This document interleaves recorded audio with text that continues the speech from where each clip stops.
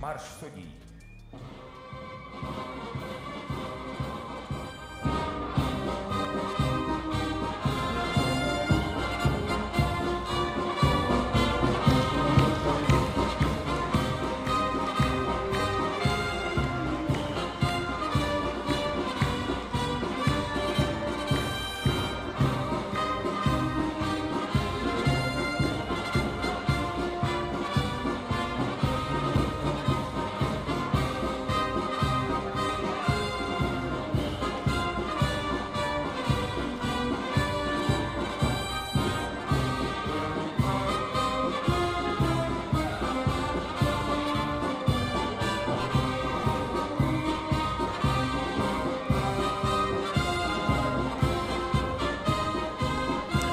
Kutmandı uşak gününüzдөр менен жалпы спорт сүйүүчүлөрү, жалпы телекөрүүчүлөр, жалпы кыздар назарыңыздарды Бишкек шаары Каба уулу Кожомкул атындагы спорт сарайына бурабыз. Улуттук спорт каналы, урматтуу телекөрүүчүлөр, 5-күн түз эфир жана бүгүн дал ушул Дүйшөнкул Шопоковдун жаркын элесине арналган улуу жеңиштин 80 жылдыгына арналган бокс майрамы соңуна жетүү күнүндө турат. Финалдык беттештер 29 апрелде башталган беттеш ошентип 5 күн бою улуттук спорт каналда түз эфирде уланды. Ал эми калган көрмандар болсо Каба уулу Кожомкул атындагы спорт сарайыбызга барып жеринен көрсөңүздөр болот. Албетте кирүү акысыз экенин дагы эсиңиздерге салып өтөлү. Бүгүн жалпы финалдык беттештер сиз менен бизди күтөт. Арасында финалга чыккан биздин мекендештерибиз дагы бардык салмак чембирдигинде Кудай буйруса бар. Кыргызстандын намысын татыктуу түрдө коргойт деп ишенип кетели. Назарыңыздарда жалпы калстар тобу чакырылгандыгын айтып өтөлү. Алгачкылардан болуп 48 килограммдык чембирдиктен беттеш башталат. Андан соң 51, 54, 57, 60, 63 жарым, 67, 71, 75, 80, 86, 92, 92 плюс дал ушул 13 салмак чембирдигинде бүгүн биздин мушкерлер, жалпы спортчулар дал ушул Дүйшөнкул Шопоковдун жаркын элесине арналган 47-чи эл аралык мелдештин жеңүүчүсү ким деген суроого сиздер менен биргеликте жооп берет. Кызматыңыздарда мен бүгүн Элбар Олилов, алдыда дал ушул азыр калстар тобун тааныштыруу аземи жүрүп жатат. Дал ушул беттеш калстар тобун тааныштырып бүткөн соң биз дароо эле беттештерди баштайбыз. Сөз түрдө 48 килограммдык чембирдик алгачкылардан болуп 48 килограммдык чембирдикте тажикстандык Усамбай Митсайдов менен биздин мекендешибиз Эржигит Анарбек уулунун ортосундагы беттешти көрөбүз. Казакстандан келген калыс.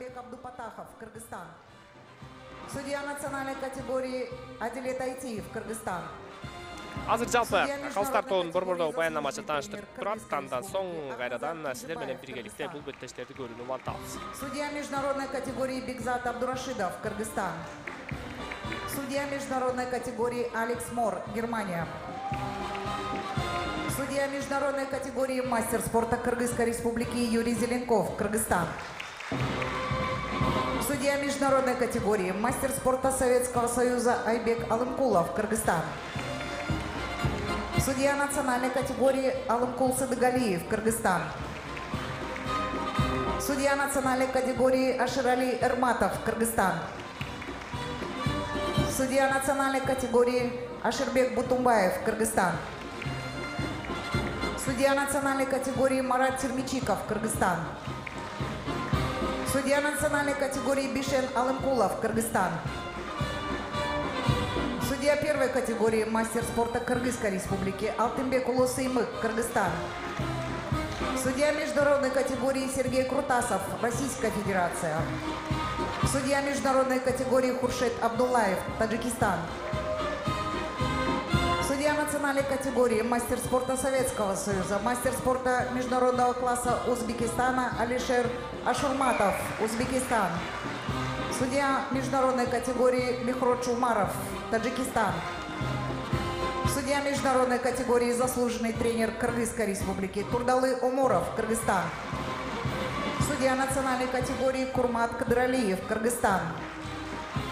Судья национальной категории Турдалы Садыков, Кыргызстан. Оператор счетной машинки. Судья национальной категории мастер спорта Казахстана Нурлан Абдраимов.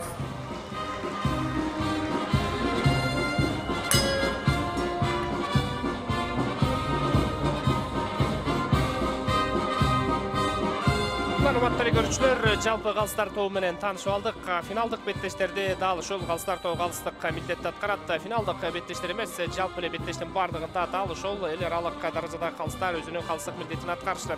Сөзсүз түрдө калыстардын арасында Өзбекстан, Тажикстан, Орусия, алыскы Германиядан бери келген калыстар тобу бар экендигин эсиңиздерге салып өтөлү. Ошентип, урматтуу көрүүчүлөр, жыл сайын өтүүчү жалпы бокс майрамы Ишомкул Шапоковдун жаркын элесине арналган 47-чи эл аралык милдештин финалдык бөлүгүнө келип жеттик. Азыр калыстар тобу орун алып баштады. Дал ошол күйөрмандардын саны дагы күндөгүгө караганда көбүрөөк, себеби бүгүн финалдык бөлүккө жакшы эле күйөрмандар келди деген ишеничтебиз. Андан сырткары бүгүн эс алуу күн, сөзсүз түрдө күйөрмандарды сиздер менен биргеликте көрө алабыз.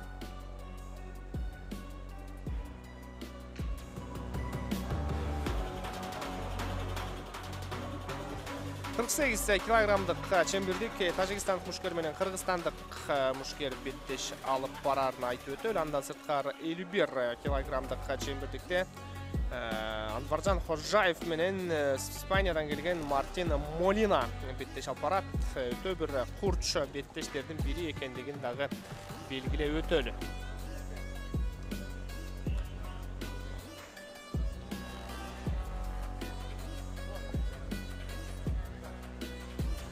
Алгачкы күнү 29 апрель күнү жалпы 16-дан 1 же болбосо 8-ден 1 баскычтар орун алды. Ал эми 30 апрель күнү 8-ден 1 баскычтар орун алса, 1 май күнү чейрек финалдык баскычтар орун алды. Кече күнү 2 майда жарым финалдык беттештер орун алса, бүгүн 3 майда финалдык беттештер сиздер менен бизди күтүп турган айтып өтөлү. Жалпы кече күнкү мындай айта турган болсок, кече күнү 124-чү беттешти. Первая пара боксеров весовой категории 48 килограмм. Хусанбой Мирсаидов, Анарбекулу Ирджигит. Первую пару обслуживают судьи-рефери Айдай Аскерова. Боковые. Стол номер 1 Сергей Крутасов. Стол номер 2 Михроч Умаров. 124 беттешке чейин көргөнбүз. Ал эми бүгүнкү күндү айта турган болсок, кече күнү жалпы 124 беттешке келип токтогон. Ал эми бүгүнкү күндү айталы. Бүгүнкү күн тууралуу маалымат бере турган болсок, 137 беттешке чейин алды да, дагы 13 беттеш бар экендигин белгилеп өтөлү. Анын ичинде бир беттеш болбой тургандыгы айтылды. Демек 12 беттеш бар. 136 беттешти көрөбүз жалпы 5 күндө. Финальные бои нашего турнира. И под ваши бурнейшие аплодисменты мы начинаем. Первый бой пройдет в весовой категории 48 килограмм. И в красный угол ринга приглашается боксер из Узбекистана. Под ваши аплодисменты Мирсаидов Хусанбой!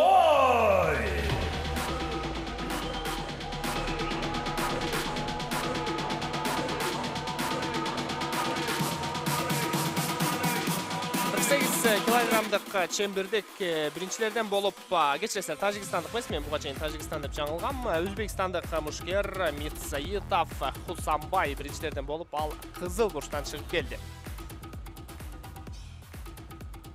Его оппонентом в этом бою стал боксер из Кыргызстана. И под ваши аплодисменты в синий угол ринга приглашается Анарбек Улу Жана Хусанбайдын атаандашы биздин мекендешибиз Эржигит Анарбек уулу эң жеңил салмак чембирдигинде финалга жетип келген. Ал кече күнү болгон жарым финалдык беттеште Дурусбек Айтматовду жеңип алса, Хусанбай Мирсаидов тажикстандык Мен Ходжа Муменовду жеңип финалга чыккандыгын белгилеп өтөлү. Жана акырындап алгачкы беттеш башталуу алдында турат.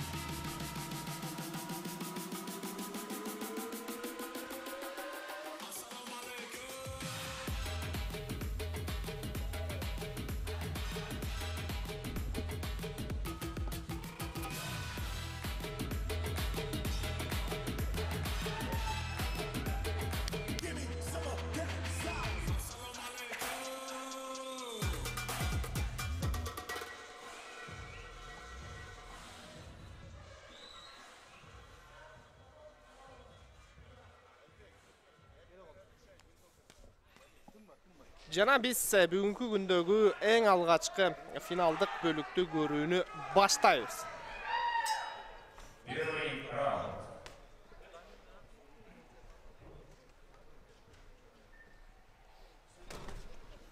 Кече күн эң алгачкы беттештер дал ушул эки чембирликтен башталган. Андыктан бүгүн эки мушкер тең эс алып алууга жакшы эле мүмкүнчүлүк болду менимче.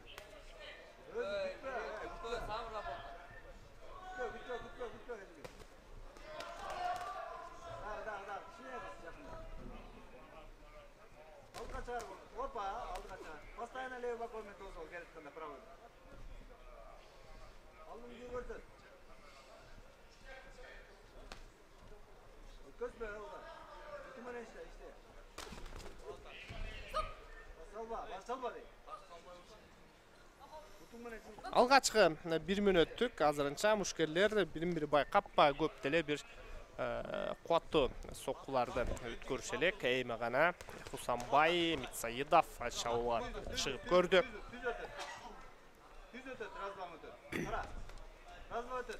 Дагы бир сокко Хусанбайдан сол кол менен.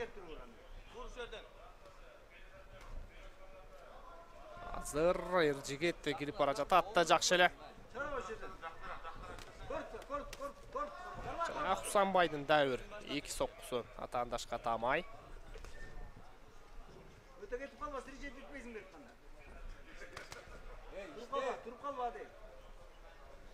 Азыр көбүрөөк сокку Хусанбай тараптан өтүп жатат да жакшы. Эржигетте эки сокку узат жетишти.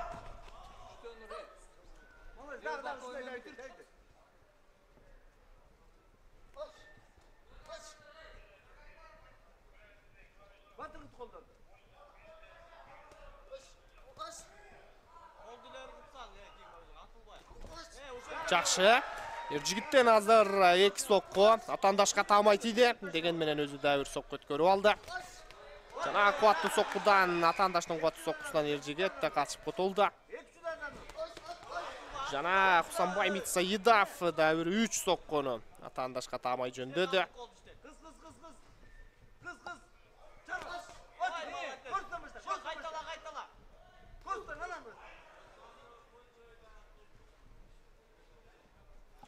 Соңку 30 секунд ошентип биринчи раунд эле көздү ачып чумганча соңуна жетейин деп калды.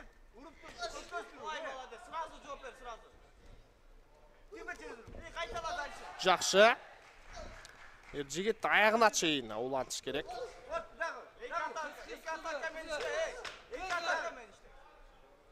7 секунд ошентип биринчи бөлүктө эле соңуна жакындап калды. Жана биринчи раундда соңуна жетти.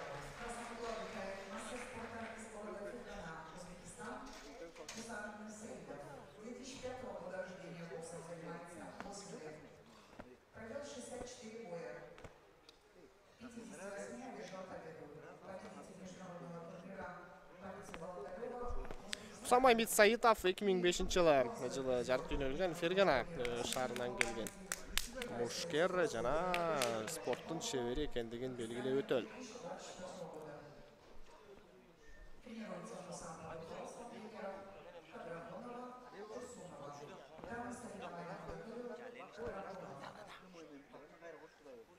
Биринчи раундда толук түрдө Өзбекстандык мушкер өз пайдасына чечти. Бардык 5 калыстын Өзбекстандык мушкерге бергендигин көрдүк.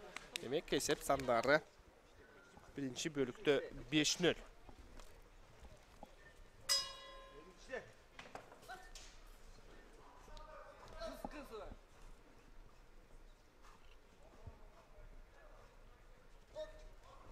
Экинчи раунд.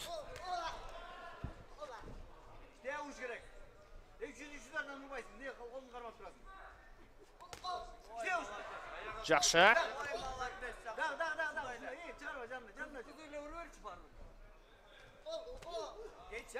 Дәуір екі соққы. Өткөрүп алды Эржигет.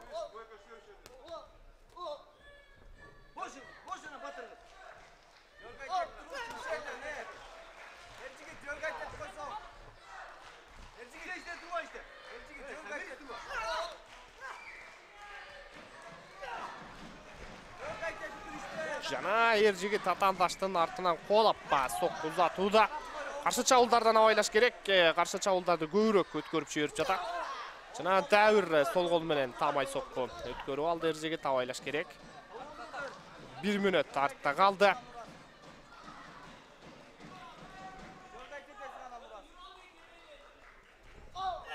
Жакшы, азыр Ержигит кубаттуу соккудан буйттап качып кутулду. Жакшы, азыр башта караганда Ержигиттин коргонуусу бир аз жакшырды.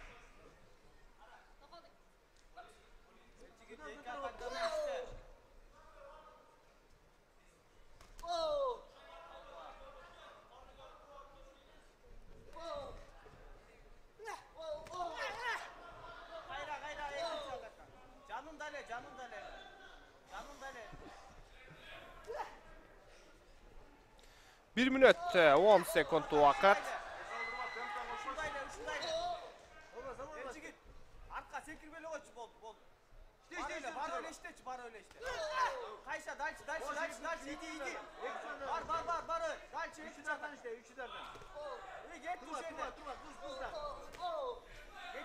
Ержигит такырындап соккулардын көбүн өткөрүп алып жатат. Ал эми Хусанбай Митсаидовдун азырынча коргонуусу ийгиликтүү, жакшы. Соңку 36 секунд убакыт. Жакшы эле кирип бара жаткан Ержигит.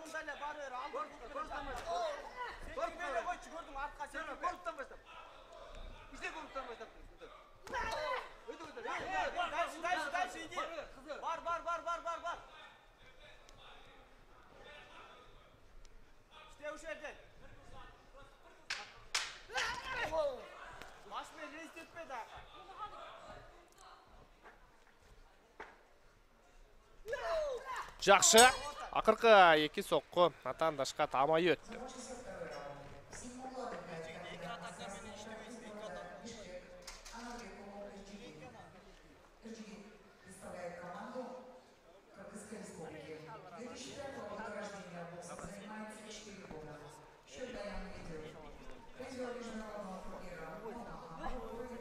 Ержигит Анарбек уулу Бишкек шаарынан келген катышуучу 2005-жылы жарык дүйнөгө келген. 4 жылдан бери бокс менен машыгатты, демек спортко кеч аралашкан десек. Эми балки берт аралашкандыр, ошо бокс менен 4 жыл. Бул 20 жашта болгон эске алып турганбыз, 16 жаштан баштап гана машыгып баштаган. Атандаш менен жашы бирдей дээрлик.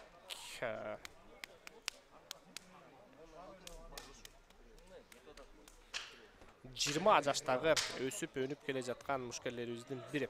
Экинчи раундда дагы толук түрдө өзбекстандык мушкер Хусанбай Митсаидов өз пайдасына чечти. 3-чү раунд эми Ержигит үчүн чындыгында оор.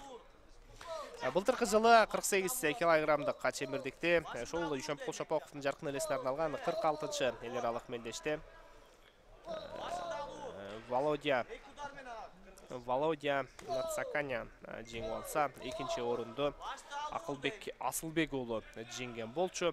Жана 3-чү орунду кече күнү Ержигитке жеңилген Дурусбек Айтматов алса, дагы 3-чү орунду Хусанбай Мирсаидов алган болчу. Же балким ушул Хусанбай, бул Митсаидов, ал Митсаидов, бул ал Мирсаидов, демек башка катышуучу болсо керек. Жана былтыр дагы 48 килограммдык чембирдикте орусиялык мушкер финалды жеңген.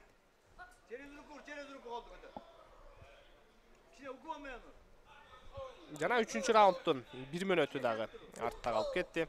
Алдыда азыр 51 килограммдык чембирдик, андан соң 54 килограммдык чембирдик эң сонун кызыктуу болот. Нуржигит Дүйшөбаев быйыл дагы финалдык кабелге чыгып келген. Алдыда 51, 54, андан соң 57, 60, 63 жарым, 67, 71, 75, 80, 86, 92 жана 92 килограммдан жогоркулар арасындагы беттеш өтөт.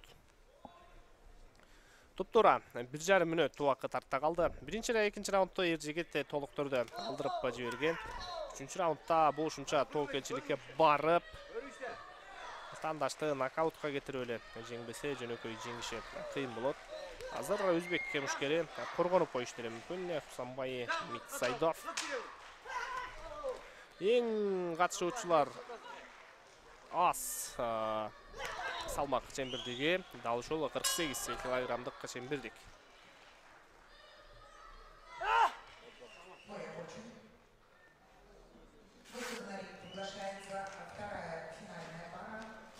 Жана Эржигит Танарбек уулу Тилекке каршы мөөнөтүнөн мурда жеңишти алдырып жиберди. Хусанбай Митсайдов чындыгында өтө татыктуу беттеш алып барды.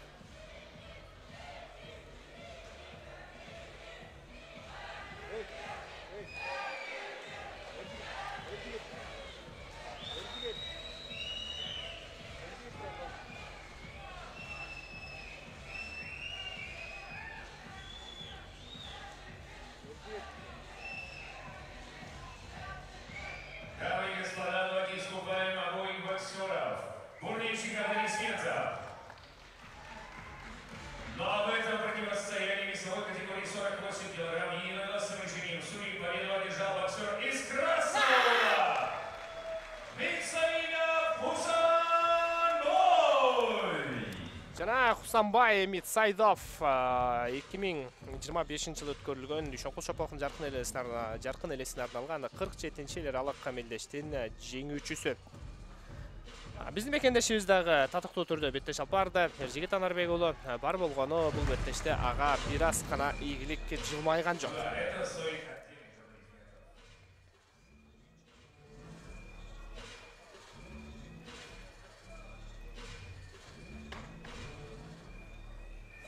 Вторую пару боксеров обслуживает судьи. Рефери Адилет Айтиев. Боковые. Стол номер 1 Кушет Абдулаев. Стол номер 2 Алишер Ашурматов. Стол номер 3 Алекс Мор. Стол номер 4 Абил Амакулов. Стол номер 5 Худалый Умуров. Рефери судья национальной категории Адилет Айтиев. Кыргызстан.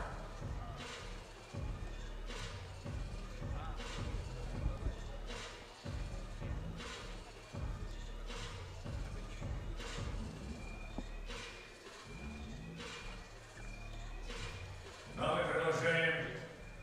Следующий бой пройдет в весовой категории 51 килограмм.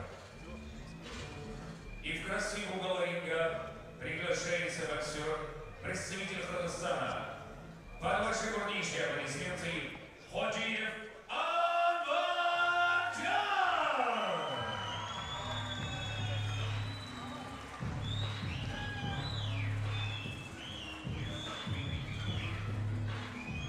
Элүү бир килограммдык чембирдикте биздин мекендешибиз келе жатат. Кызыл кийим менен беттеш алып барууга чыккан бул Ходжиев, Анварджан Ходжиев ошентип финалдык бөлүккө чыгып келди. Бул жакта 48 килограммга салыштырмалуу атаандаштык чоң болду. Жалпы 51 килограммдык чембирдикте 11 катышуучу күч сынашты.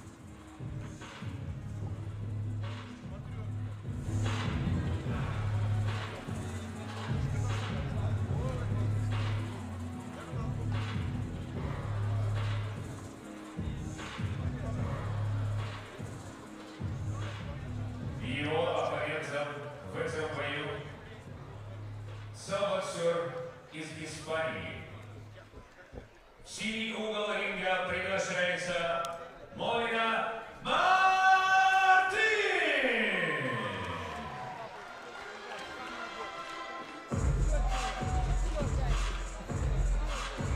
Жана эң бир кызыктуу беттештердин бири таң калыштуу түрдө азыр Испаниядан келген мушкер Молина Мартин маштыруучулар менен биргеликте Кыргыздан калпагын кийип алып чыгып келе жатканын дагы көрүүдөбүз.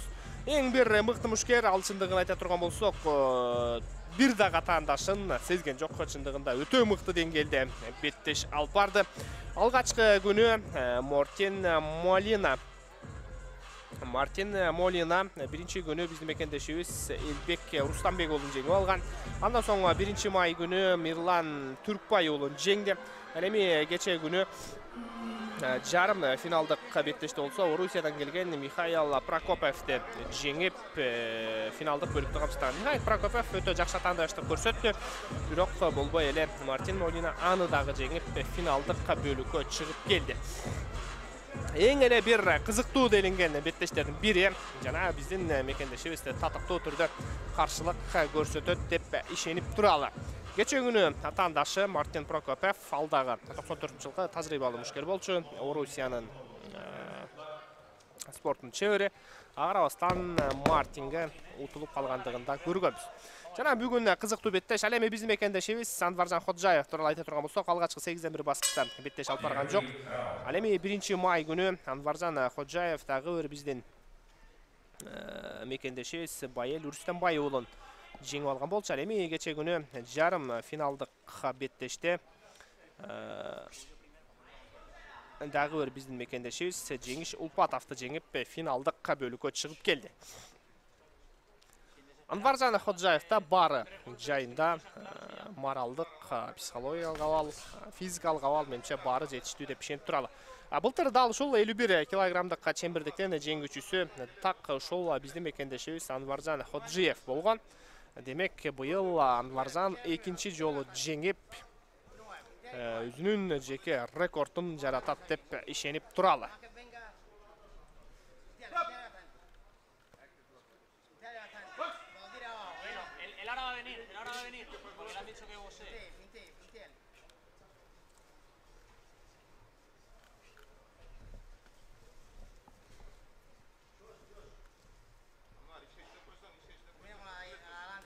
Быйылдагы Кыргыз Республикасынын биринчилигин дал ушул Анваржан Ходжиев жеңген болчу. Экинчи орунду Жеңиш Улпатов ээлеп калган. Ал эми кече күнү дагы Анваржан дал ушул Жеңиш Улпатовду жеңип финалдык бөлүккө чыккан айтып өтөлү. Кыргызстандын чемпиону жана былтыркы жылдагы Ишонкул Шопоровдун жаркын элесине арналган мелдештин дагы жеңүүчүсү дал ушул Анваржан Ходжиев. Андыктан өтө бир кызыктуу беттеш. Биринчи орунда Анваржан Ходжиев жеңген былтыр, экинчи орунда орусиялык Байыр Батлаев жеңсе, үчүнчү орунда казакстандык Талип Рыскан жана кыргызстандык Бекзат Эргешевдер алган болчу. Азыр Анваржан ачык чабуулга чыгып көрдү. Анваржан Ходжиев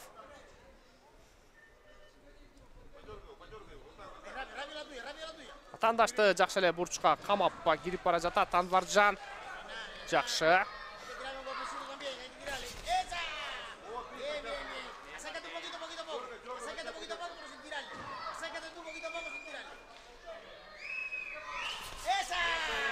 Ойлаш керек, Анваржан чабуулга чыгып баратып, сокку өткөрүп алып жатат. Испаниялык мушкер каршы чабуулда дагы өтө күчтүү.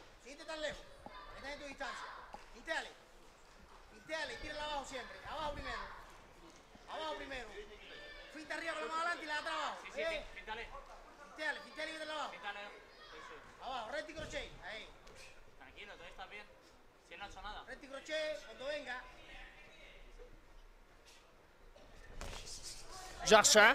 Эки соккусу жакшы өттү. Анваржандан.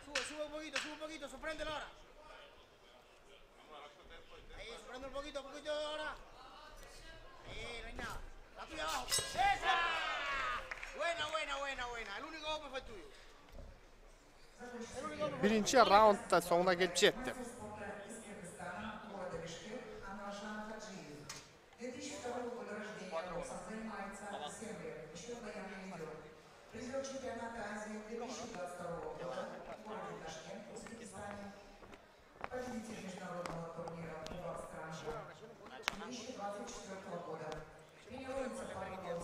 Анваржан Ходжиев 2002-жылы жарык дүйнөгө келген, 2024-жылдагы Кыргызстандын чемпиону, спорттун чебери, былтыркы жылдагы Ишонкул Шопоровдун жаркын элесине арналган эл аралык мелдештин жеңүүчүсү жана 2022-жылдагы Азия чемпионатынын байга эскенин дагы белгилеп өтөлү. Биринчи раундда биздин мекендешибиз өз пайдасына чечти. 4 калыс биздин мекендешибиз көрсө, 1 калыс испаниялык мушкер көргөн. Демек, Анваржан Ходжиев биринчи раундду өзүнүн пайдасына чечти.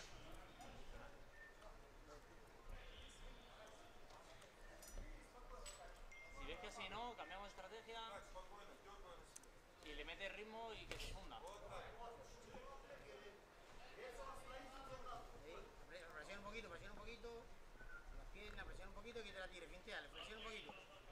Presiona un poquito y avanza. Presiona un poquito y avanza. Presiona un poquito y vas avanzando, ahí, vas avanzándolo ahí. Ahí, presiona un poquito, vamos. Esa! Oylash kerak, Anvarjon yaxshi. Bien. Bir top quvvatli so'qqilarda ko'rib oldi. Vamos, no sabe la Ahí es cuando hay que aprovechar recibirlo. Vamos, tengo que estar más alerta. Esa, ahí. Esa, sigue tirando. La cintura completa. Bajita, presiona un poquito, Martín. Presiona un poquito cerrado. Vamos. Presiona un poquito cerrado, vamos. Presiona un poquito cerrado, vamos. Presiona un poquito cerrado. Presiona un poquito. Vamos. Recta, bajita, recta. Esa. Ahí hay que contraatacar. Ahí, muy bien. Presiona un poquito. Son dos acciones. Hozir Anvarjon taktikalik harakatlarga bosim jasab, ko'p to'kildiki barbasdan bitish olib boruvda. Mana chiqish kerak, burchdan tezroq ko'p so'qqa ko'rib oldi o'shul yerdan. Oylash kerak, bari joyida.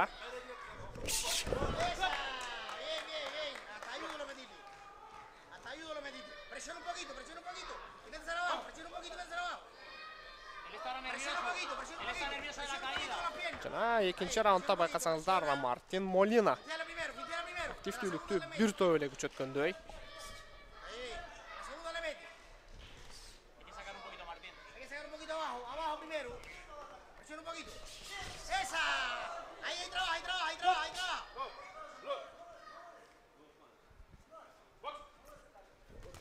¡Esa! Yaxshi. Buena. Anvarjon hozir sol qo'l bilan o'ta quvvatli so'q uzatdi.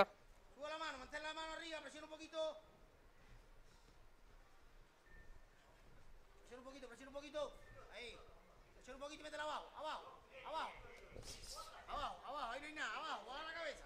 Presiona un poquito. Tres rápidas.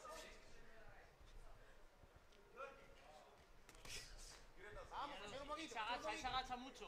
Vamos, tiene que presionar un poquito. Hay que sacar, Martín. Ya sé que no queda otra, Martín. Hay que sacar. ¡Esa! Oylash kerak, yaxshi. Jana bu qismdan chiqdi hozir. ¡Esa! ¡Buena! Bien. Jana ikkinchi raund so'nguna kelib jetdi. Из Испании, из города Мадрид, Молина Мартин. 1994 года рождения, боксом занимается 10 лет, еще голям не идет. Чемпион Европы 2022 года, бронзовый призер чемпионата мира 2023 года. Тренер под руководством тренеров Эрнеста Аручи и Рафаэля Лозано.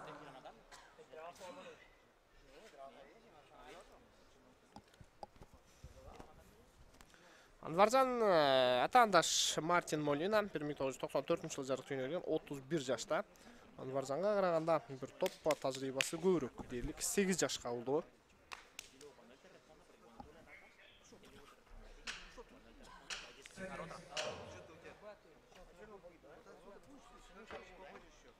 Mucha locura, al final no. Saca buen trabajo para ti, Martín.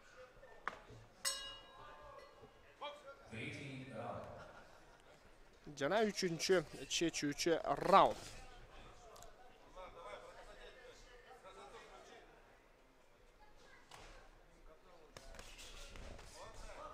Ahí es cuando tienes que otra vez que volver tú. Pasito, no te tires. Esa, Martín.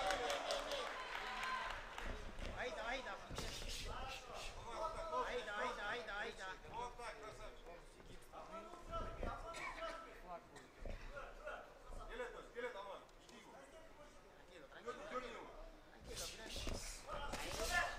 Yaxshi.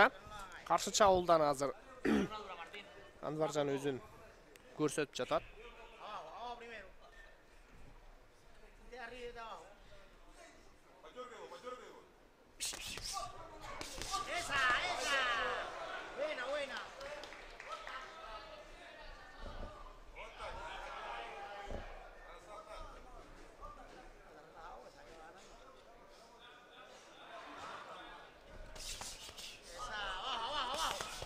Yaxshi, hozir Anvarjon tuz kirib quvvatli so'qqilarda Uzat жатат. Жақшы, азыр атаандаштан чабуулун өткөрбөстөн жалаңга түз соккулар менен атаандашты алып жатат Анваржан. Abajo, fuerte nada más porque tú veas. Abajo te viene a crochet izquierda. Igual, tú vete al centro, que haz el gilipollas si quieres.